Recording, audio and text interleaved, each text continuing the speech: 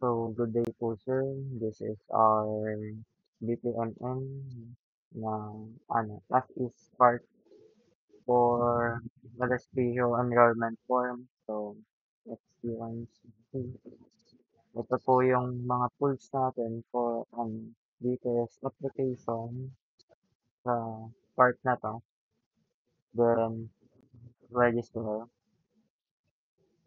Dito naman po is ipapasama may master ng school hanggang dito na offices ang name na din. So, nandito yung mga offices ng connected. So, nandito si registrar, departments, clinic, and cashier. Start nito. So, to start, dito tayo sa start. Then, mag-gateway po tayo. So, ang gateway na to is exclusive gateway. Then, dito is may fill up na to enrollment form for mga first years na Then, dito is fill up transfer form for transferring, and dito naman is submit TOR. Dito is sasubmit lang ng mga continuous students natin so mga second year to fourth year students. So, sa start natin for transferring and tertiary students natin. So, magsasubmit sila sa registrar ng kanilang pre-enrollment form or transfer form.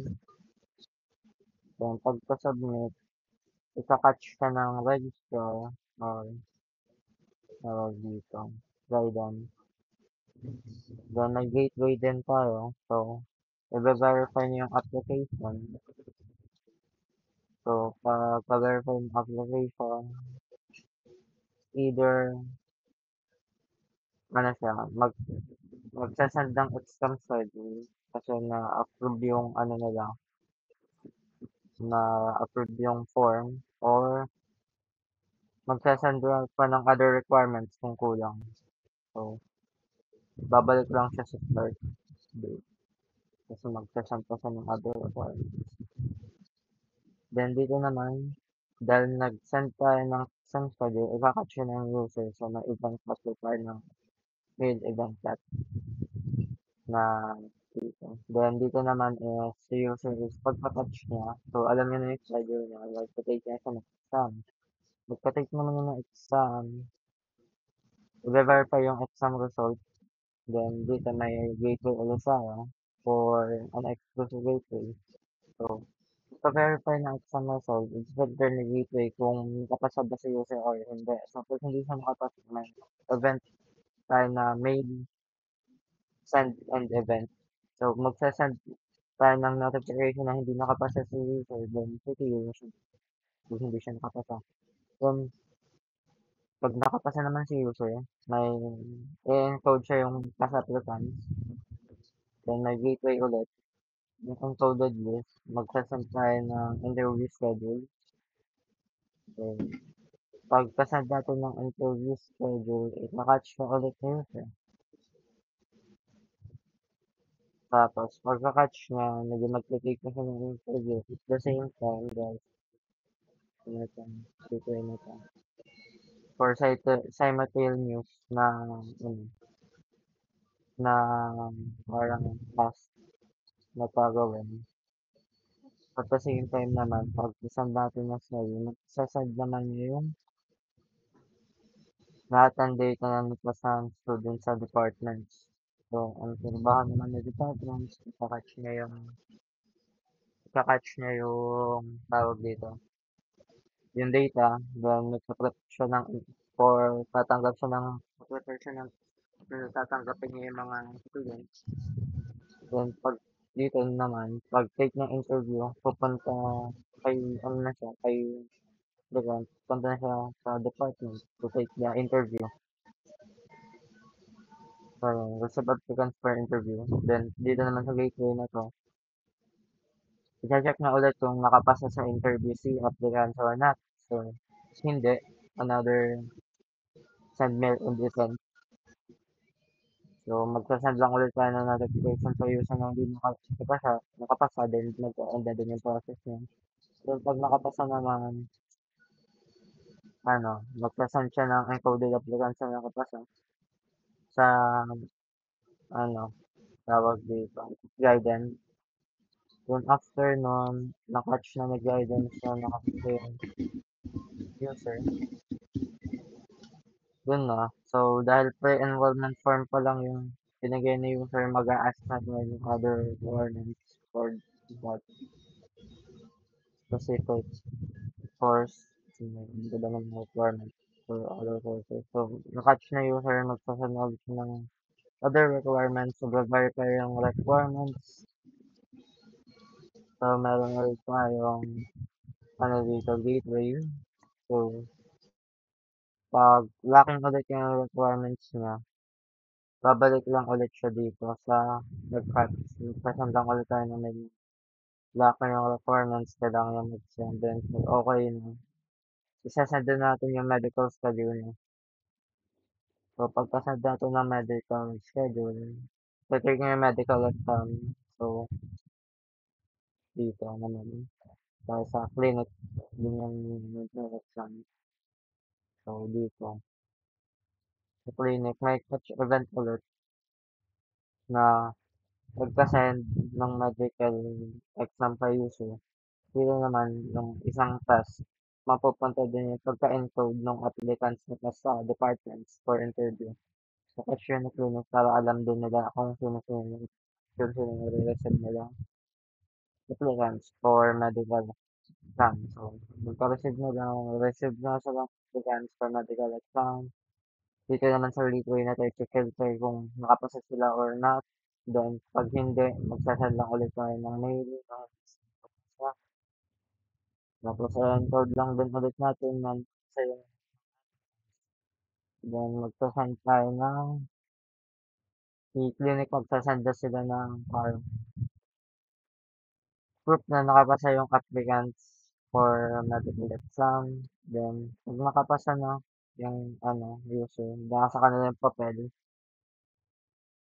ng medical exam na receive na nila. Pupunta ulit tayo dito. Sasabit tayo ng medical slip na nakapasa sila sa registrar. Tapos, i-encode na ulit ng registrar na isa sila sa medical.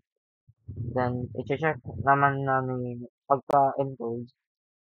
So, okay na lahat ng processes. Nakapasa na siya sa iba't ibang departments or offices. So, i-check namin yung registrar kung may dependency si user for enrollment, kung may babayaran po to.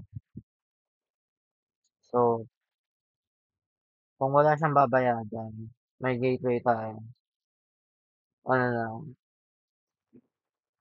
auto-skip na siya sa i-verify yung student documents niyo. Lahat ng documents niyo kung okay. Kung, kung wala nang kulang, check it. Then, pag hindi naman, kung may kulang, kung may babayaran pa, magsasend tayo ng mail. So, na may dependency siya tapos kailangan ni user magbayad ng dependencies niya. Then, pag magbabayad siya, pupunta naman siya sa cashier sa university po para magbayad. So, magkakasid din si cashier ng data ng mga student na may dependency. Then, pwede na siya mag-receive ng payment. So, i-receive niya. So, pag may gateway ulit tayo for that. So, ano, pag hindi pa bayad na nakita, magsa-send si clinic ng notification kay user na magbayad. So, dito. So, dito yun. Babalik lang siya dito. Yan. Dito. Babalik lang siya dito na notification na magbayad. Then, pag okay naman na sa the list of paid students, so magsasend na ulit siya ng list ng paid students sa register. Pagka-receive niya, i-verify ng register yung mga documents ng bukan. Tapos, Iko-compile na nila yung student that meet all requirements tapos isa-send na ulit nila sa departments para para naman yung mag-assign ng ano, sa departments magpa-assign na ng students, mag-assign na siya ng section, professor and schedule for ng mga students. Then pagkagawa niya nun, isa-send na nila ulit yung data to the registrar. Then sa register na yung bahalang mag-ano, disseminate nung ano, ng ano, tawag dito, ng mga schedule, sections, yun kung ang prof nila. Tapos lahat ng data na yun nakalagay na sa COR ng students. Then ano, yung COR na yun, so yun yung katibayan na yung meet na ng student enrolled na siya dun for that semester or for that course. So yun, magsasend na tayo ng mail kay student na completed na yung enrollment niya. Then end. Tapos yun, yung process. So yun yung for ano siya, transfer and first year student. So halos-parehas lang din kasi yung tinitake na processes ng mga transfer student and first year. Dun naman tayo sa continue. Si Almanzal na po yung magre-report.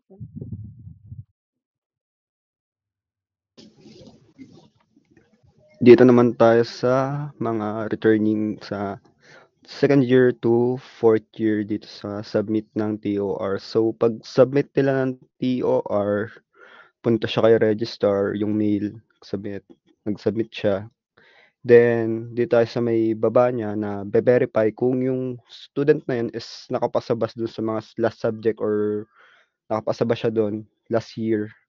Tapos, be-verify yun ng registrar, then pupunta siya dito sa may gateway siyang dadaanan na which is exclusive. Pag di siya nakapasa is mag-e-end na yung process na ganun. Tapos, pag napasa naman siya is check yung applicant kung may dependency siya or may mga hindi siya nababayaran. So, pag may dependency siya, pag check dependency, may gateway, pag may dependency siya, so magsasend siya ng email na may dependency siya. Tapos, kailangan niyang bayaran yon which babayad siya sa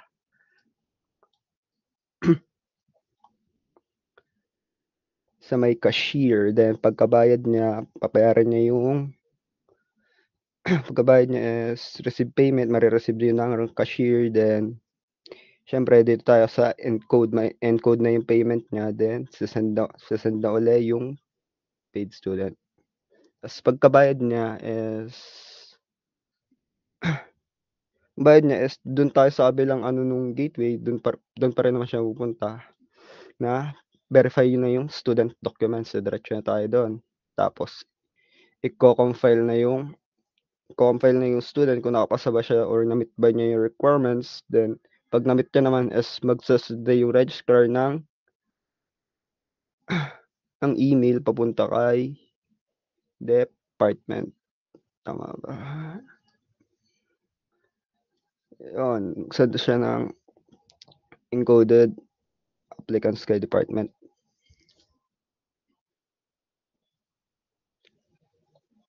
And pagkatapos nun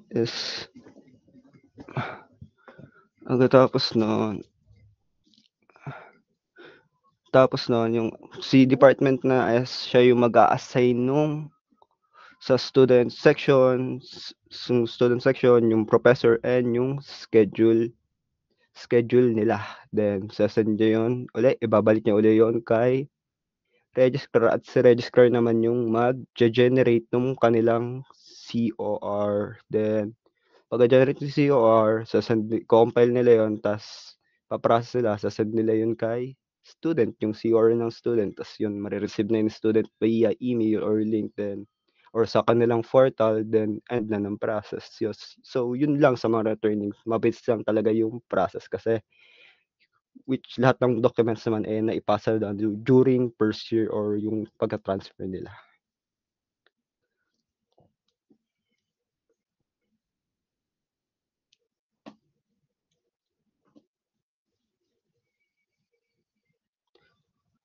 Then So, for ano naman po, for as is, no, yung pang pinagandang version ng ano natin, ng DPNMC ano, makina po yung monitor.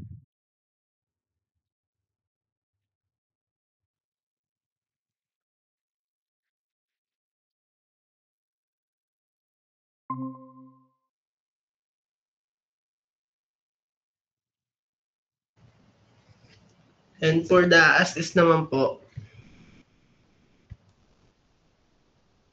sa start, si student mag magsasubmit ng requirements online. Tapos, yung system, o-auto-verify niya.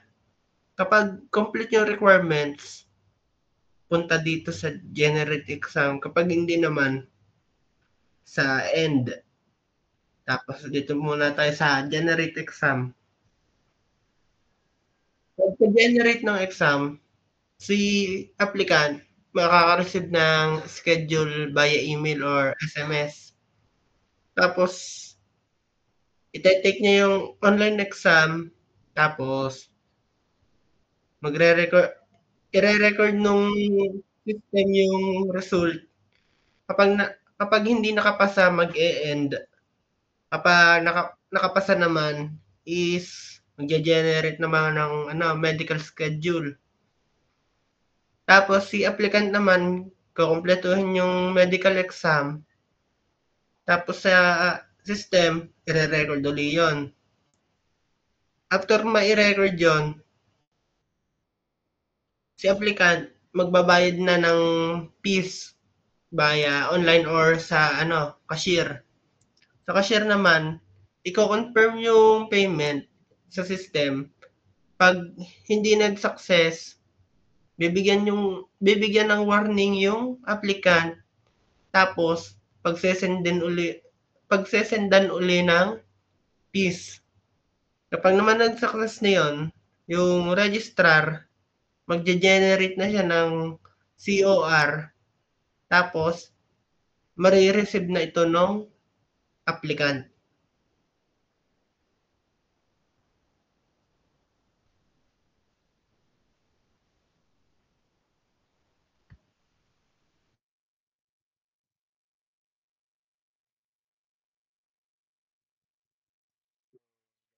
For our report po for DPM and the rest of the enrollment form. So, thank you po.